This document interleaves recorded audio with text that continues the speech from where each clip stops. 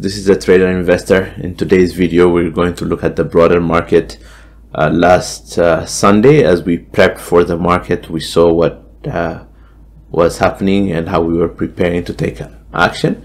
And today, did that change? Right? 2 days after the week started, we're almost at the end of the second day of trading. First day of February. Has our narrative, our outlook changed? It hasn't. Nothing has changed. However, price is not having this big move it did yesterday or the day before. On Friday, we had a very nice,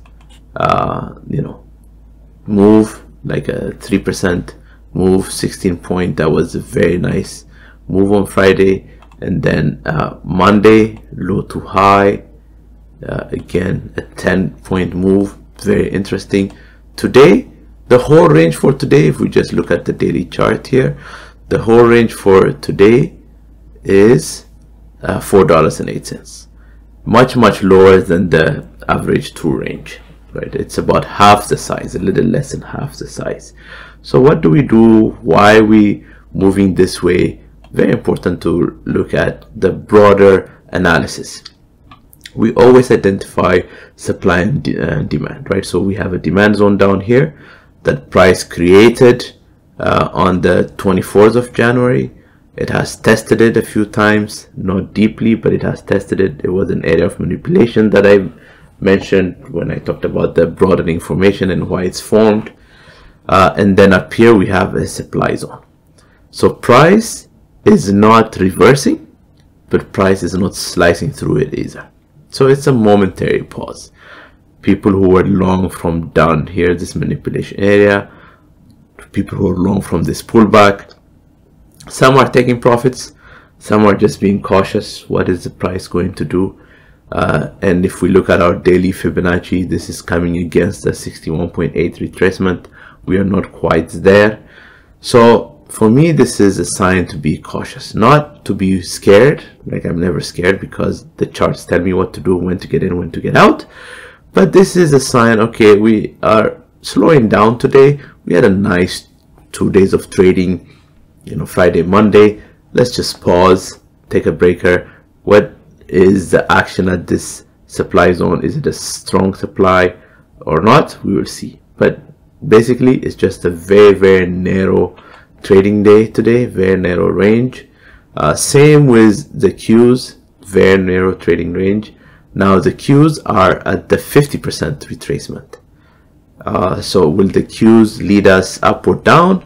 Yet to be seen, right? Will they lead us up or down? Yet to be seen. Same supply zone, right? Once I draw it in the spies, I have it here mentally. So same supply zone. Now IWM, you've heard me talk multiple times. This is my leading indicator. What is IWM doing? Where is IWM struggling to break through? I think that's a key part here. If IWM is struggling, then we have a problem. So I didn't mark this area. I want to clear this area for us to be bullish on the IWM. That's my clear area. We are not anywhere near clearing it, nowhere near clearing it, but it's a good push towards that zone. So as we clear this area, I will feel more comfortable that the rest of the market is gonna head up. Right now, we're just pausing, right? We're coming to this break of structure zone. This is what I want to see as an area where we break, not to rush to enter, because what I want to see is I want to see this area break, test it as support, and go from there. This is what I want to see. So until we see that, I am not taking any action. But overall, just a slow day today, just taking a breather. When we get into the last hour of trading, the power hour, we will see if the markets want to do something different. But for now, it's just a slow day. This is how I am taking a look at the market. And if we look at some of the big players like Apple and Microsoft, what we are seeing is very nice push up and then just taking a breather. It's an inside day today, just taking a breather. Microsoft, after earnings, a lot of sideways action. We're actually just trading in this range here. We're trading in this range.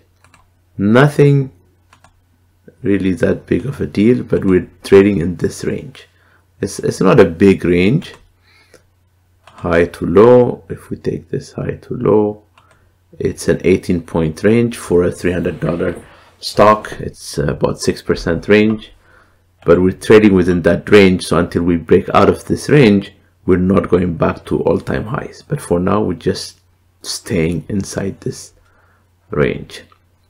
And you know, I did mention inside day for Apple. For Microsoft, we broke the low of yesterday, but we didn't break the high, so it's really quite not an inside day. But if you look at the broader market and the range, it's very, very close to being an inside day, right? We're staying, you know, within the highs and lows of the previous day.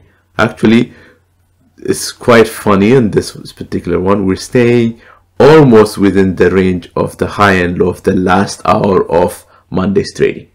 That's really where we are, right? We broke it a little bit to the downside, a little bit to the upside in the Qs. The SPYs doing something very, very similar. We broke it a little bit to the upside, a little bit to the downside, almost not quite, but almost to the downside.